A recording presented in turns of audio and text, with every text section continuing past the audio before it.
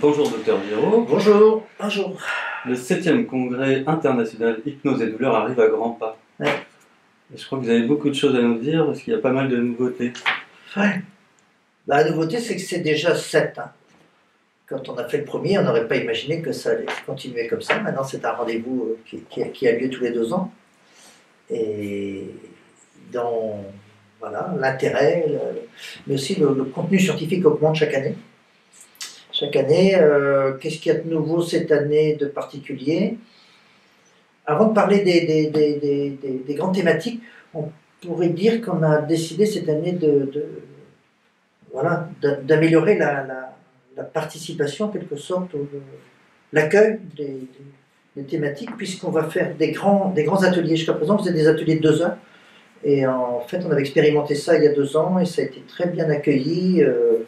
C'est de faire des ateliers de 4 heures. Donc, il y aura des ateliers qui seront ou toute l'après-midi ou toute la matinée. Et donc, ça laisse plus de temps pour approfondir tout ça. Donc, ça c'est un vrai plus. Une deuxième chose nouvelle, c'est que dans tous les domaines les grands domaines qui sont abordés dans le congrès, c'est-à-dire, bien sûr, tout ce qui est douleur aiguë, anesthésie, soins complexes, tout ce qui est douleur chronique, tout ce qui est communication, tout ce qui est soins dans le domaine de la médecine physique, kinésithérapie, que ce soit le domaine de l'obstétrique, et je pense que j'en oublie, eh bien, il y aura des sessions de supervision.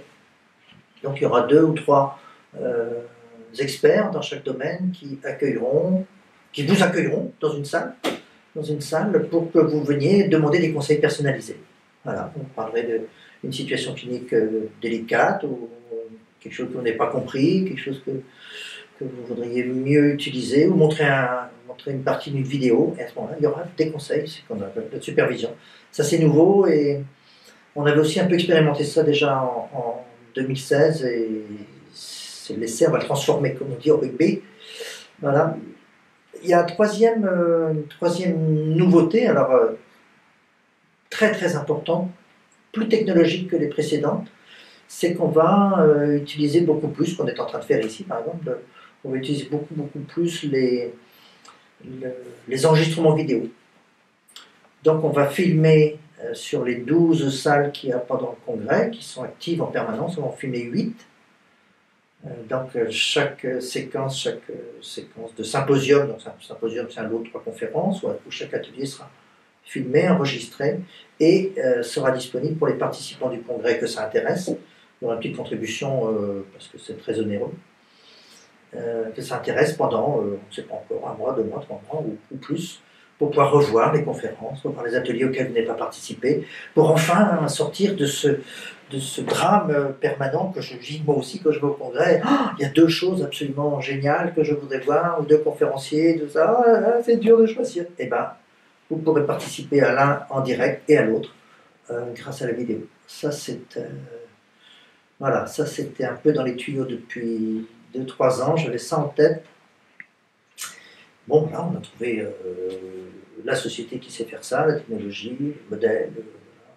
Ça y est, en 2018, ça va être mis en place. Vous avez invité une personnalité cette année, Michel Serres. Est-ce que vous pouvez me parler de sa venue au congrès? Ouais. À d'autres reprises, on a eu des invités de marque. En fait, ce sont des invités qui sont extérieurs au monde de l'hypnose, qui viennent apporter un éclairage sur le monde de l'hypnose. Beaucoup d'entre vous se rappellent d'André Comte-Sponville, qui était venu parler dans le congrès des pressions en 2010. Depuis, on n'avait pas refait comme ça une invitation un peu particulière, et quand l'idée est venue, c'est Philippe Poussel, là, qui est notre directeur pédagogique, anesthésiste aussi, qui m'a suggéré ça. Je lui ai dit, oh, ouais, enfin bon, on peut toujours rêver. On peut toujours rêver. Bah oui, il faut rêver. Bah, il faut rêver. La preuve, dès qu'on lui en a parlé, ça l'a intéressé. Ça l'a intéressé de venir nous parler de quoi? Finalement, nous ne savons pas encore très bien.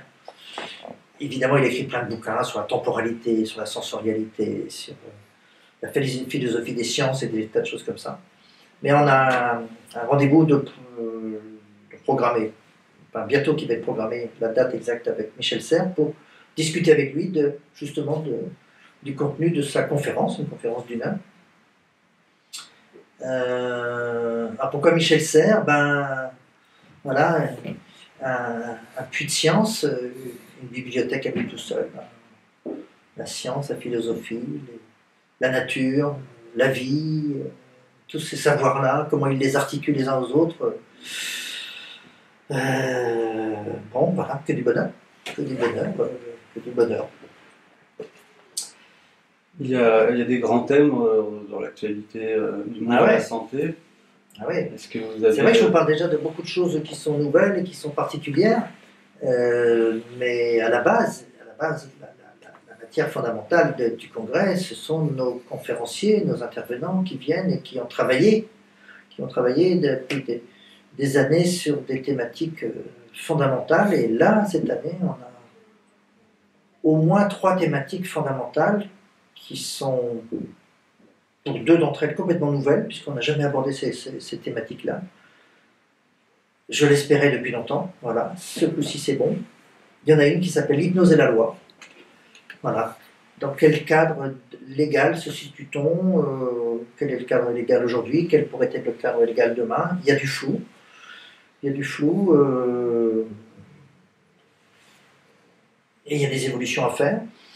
Et pour ça, on aura une conférence plénière et un atelier organisé par un collègue anesthésiste qui s'appelle Jean-Yves Bijon et un magistrat de Montpellier, un magistrat qui est expert dans les affaires de médecine. Donc il connaît bien la loi de la médecine. Voilà. On va avoir une autre conférence plénière aussi, donnée par un collègue anesthésiste de Grenoble, qui est un de nos formateurs aussi, et qui s'appelle Jérôme Schweitzer, et qui a fait une étude qui montre que l'hypnose permet de faire des économies dans le coût des soins. Donc ça fait longtemps qu'on attendait ça. À ce jour, il n'y a qu'une étude officielle dans ce domaine-là qui a été faite par Elvira Lang, Dr Lang, je crois que c'est en 2000, donc vous voyez, ça fait 17 ans, il n'y en a pas eu d'autres depuis. Donc ça, c'est un événement.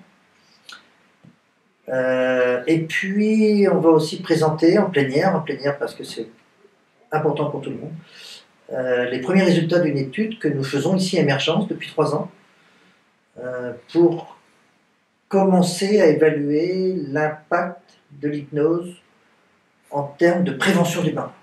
Comment apprendre l'hypnose et utiliser l'hypnose pourrait permettre aux professionnels de santé en fait, d'aller mieux dans leur métier, d'aller mieux, d'être plus heureux comme professionnel de santé, plus en sécurité, plus confortable, plus d'énergie.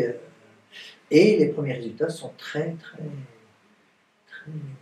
favorables à cette hypothèse de départ. Maintenant, j'expliquerai aussi, lors de cette conférence, les chiffres sont pas tous réunis encore, mais presque, que l'état sanitaire de départ des gens, des professionnels de santé qui viennent faire des formations est globalement préoccupant, très préoccupant. Voilà.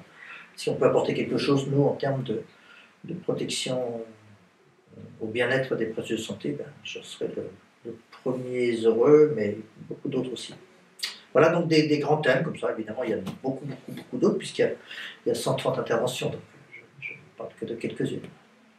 Tout un programme, effectivement. Ouais.